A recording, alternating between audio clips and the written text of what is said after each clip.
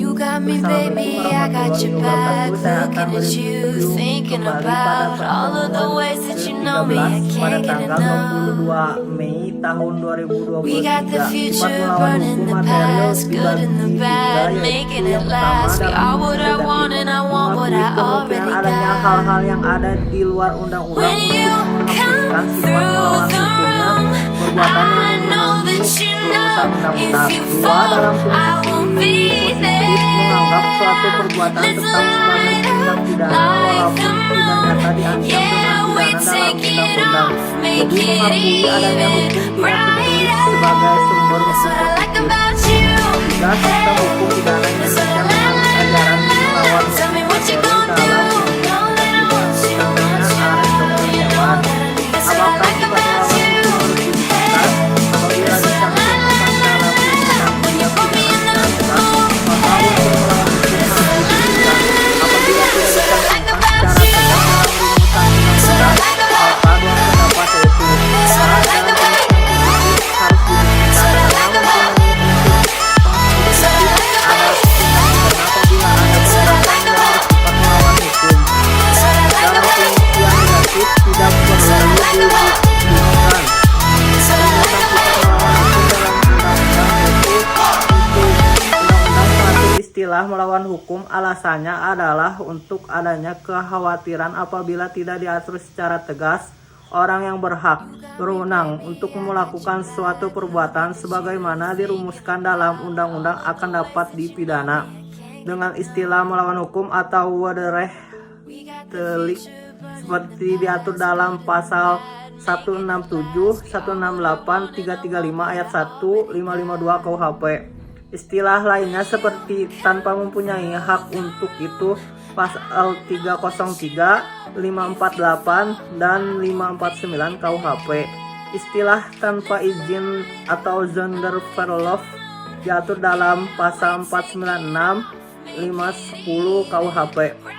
Dengan melampaui kewenangannya diatur dalam pasal 430 KUHP tanpa menghilangkan cara-cara yang ditentukan oleh peraturan umum diatur dalam pasal 489 KUHP. Bab 6, kesalahan atau pertanggungjawaban pidana. A. Pengertian kesalahan merupakan unsur subjektif dari tindak pidana Sonderschuld yang tidak terdapat dalam undang-undang tetapi terdapat dalam hukum tidak tertulis. Kesalahan adalah keseluruhan syarat yang memberi dasar untuk adanya pencelaan pribadi terhadap perbuatan pelaku tindak pidana. Dalam arti yuridis dibagi menjadi dua, kesengajaan atau dolus atau offset. Kealpaan atau culpa dalam arti yang sempit kesalahan sama dengan kealpaan. Unsur-unsur kesalahan yaitu kemampuan bertanggung jawab, adanya hubungan batin antara pelaku dengan perbuatannya yaitu yang berupa kesengajaan atau kealpaan, tidak adanya alasan pemaaf. B. Pengertian kesengajaan atau dolus atau offset. Dalam KUHP tidak ada definisi tentang kesengajaan, tetapi dalam MVT kesengajaan diartikan dengan menghendaki dan mengetahui atau willen and weten. Jadi dikatakan sengaja apabila pelaku menghendaki apa yang dilakukannya dan mengetahui perbuatan yang akan dilakukannya, yaitu atas dasar itu pelaku mempunyai kehendak untuk mewujudkan Wills Theory, unsur-unsur dari rumusan undang-undang. Selain itu pelaku juga menghendaki akan akibat yang timbul atau pelaku juga sudah dapat membayangkan atau foretelling teori akan akibat yang nanti timbul.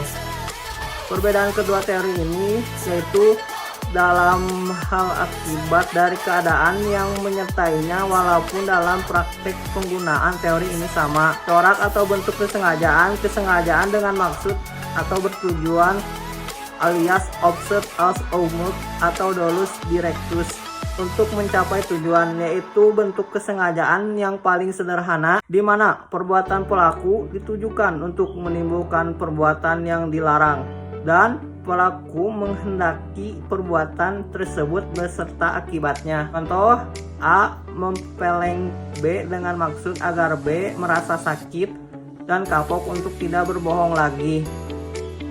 Kesengajaan dengan sadar, kepastian atau keharusan, istilahnya itu offset met the herhet bewezen atau nazahat bewezen. Dalam hal ini perbuatan menimbulkan dua akibat, yaitu akibat yang memang dituju oleh si pelaku, yaitu dapat berupa delik sendiri, dilakukan sendiri, dan dapat berupa penyertaan atau deelneming, akibat yang tidak dikehendaki tetapi merupakan keharusan dalam mencapai tujuan sehingga akibat ini pasti terjadi atau timbul. Contohnya yaitu A hendak membunuh B dengan menembakkan pistol, sementara B sedang duduk di balik kaca restoran. Penembakan terhadap B pasti akan memecahkan kaca restoran itu. Terhadap pecahnya kaca ada kesengajaan dengan sadar, keharusan dari pelaku dengan pasal 406 KUHP. 3. Kesengajaan dengan sadar, kemungkinan atau bersyarat atau istilahnya yaitu dolus eventualis not what delict offset. Ada keadaan tertentu yang semula mungkin terjadi kemudian benar-benar terjadi. Contohnya yaitu arrest quarter di kota Huizen, negeri Belanda. Teori apa boleh buat atau inkaufnement theory atau of the coup tenement theory. Dalam teori ini keadaan batin si pelaku terhadap perbuatannya adalah sebagai berikut. Yang pertama yaitu akibat itu sebenarnya tidak dikehendaki, bahkan pelaku benci atau takut dan kemungkinan timbulnya akibat tersebut. B. Akan tetapi meskipun demikian ia menghendakinya, namun apabila keadaan atau akibat itu timbul, apa boleh buat hak itu diterimanya juga. Ini berarti pelaku berani memikul resiko. Sifat kesengajaannya yaitu kesengajaan berwarna atau bus offset atau dolus malus. Sengaja melakukan perbuatan dolus malus berarti sengaja untuk berbuat jahat atau bus offset. Jadi kesengajaan ini ada kesadaran dari pelaku terhadap perbuatan yang dilarangnya. Dengan kata lain, kesengajaan berarti kesadaran dari si pelaku terhadap perbuatan melawan hukum.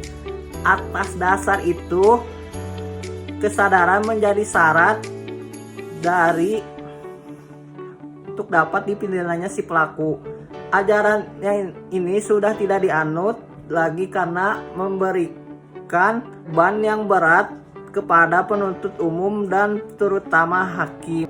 Dalam ajaran ini hakim terus membuktikan bahwa pelaku dalam melakukan tindak pidana selain menghendaki perbuatannya juga mengetahui dan menyadari bahwa perbuatannya dilarang dan diancam dengan pidana oleh undang-undang.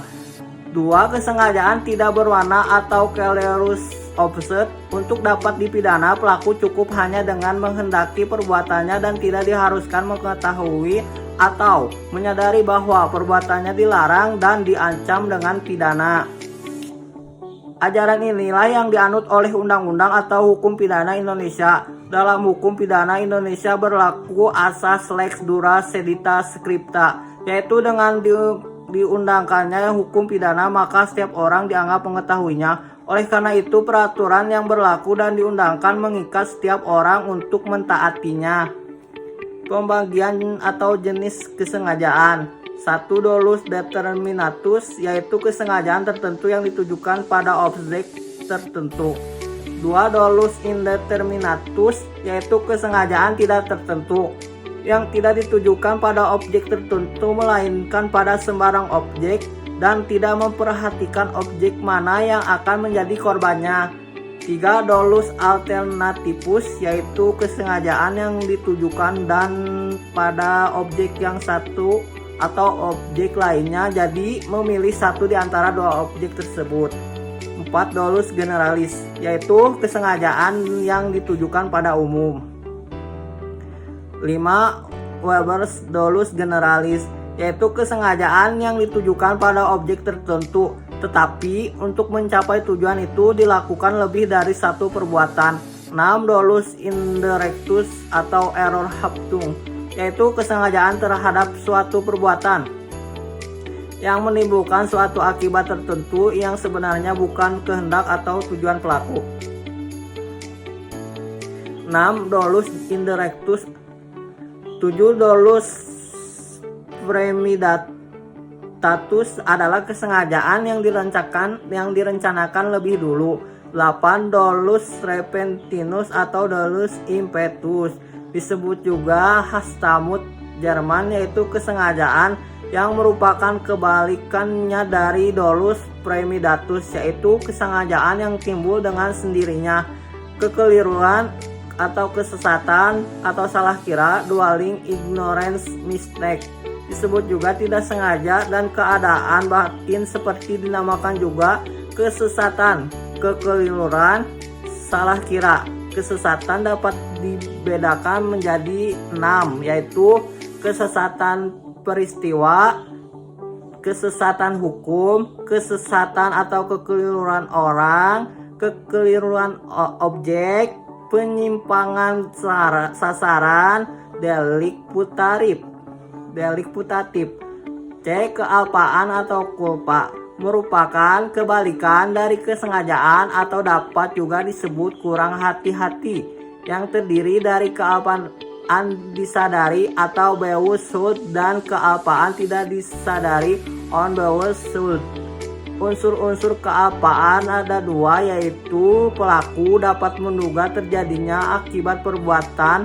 Dalam hal ini ada hubungan batin dari pelaku dengan akibat yang timbul dari perbuatannya, sehingga pelaku dapat menduga atau Vorsichtigkeit, tetapi pelaku kurang hati-hati, atau Unvorsichtigkeit.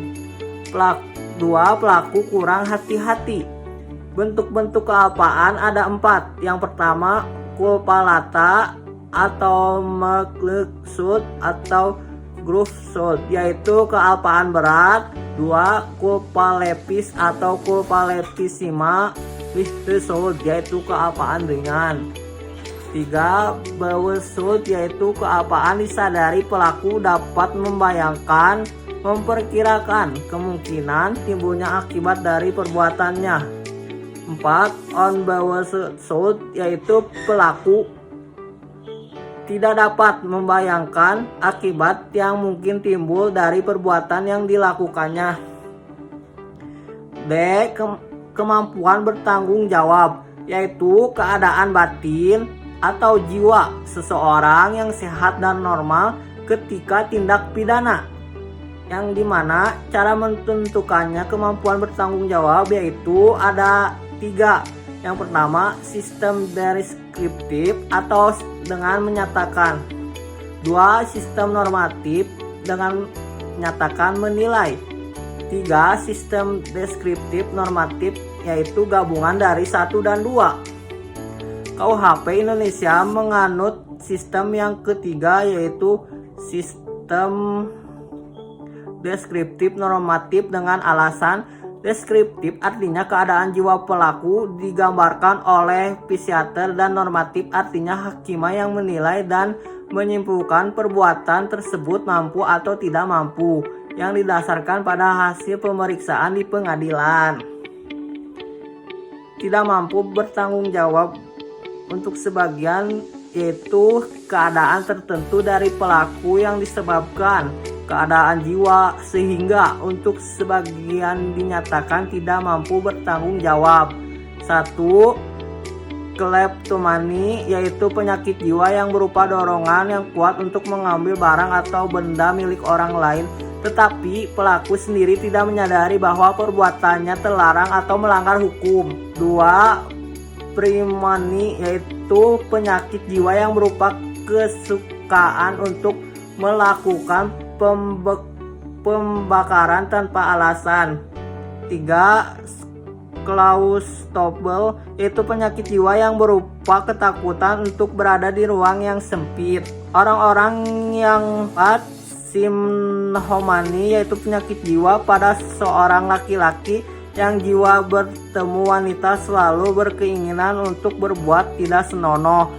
Orang-orang yang mempunyai penyakit jiwa seperti tersebut di atas dianggap tidak mampu bertanggung jawab sebagian, yaitu ketika dibuktikan bahwa perbuatan tindak pidana yang dilakukannya ada hubungan dengan penyakitnya, tetapi untuk perbuatan lainnya jiwanya normal, sehingga untuk perbuatan pidana di luar penyakitnya dapat dimintai pertanggungjawaban pidana. Keadaan mabok atau intoxication drunkenness di Indonesia bukanlah kebiasaan masyarakat secara umum yang berbeda dengan di Eropa dan Amerika.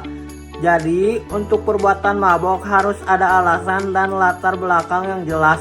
Dalam hal pelaku melakukan mabok secara sengaja supaya berani dan tidak malu dalam melakukan kejahatan tindak pidana adalah termasuk kesengajaan dan dapat dipertanggungjawabkan segala konsekuensi dan akibat dari perbuatannya. Jadi bukan alasan pemaaf atau penghapus pidana. Atas dasar itu harus dilihat batas mampu dan tidak mampu bertanggung jawab.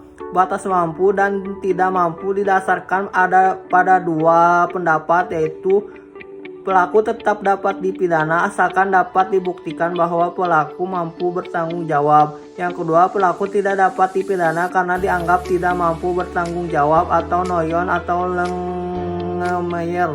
Bahasa pertimbangannya adalah in dubio pro reo. Apabila terjadi keraguan-raguan, maka harus diambil putusan yang paling menguntungkan bagi terdakwa.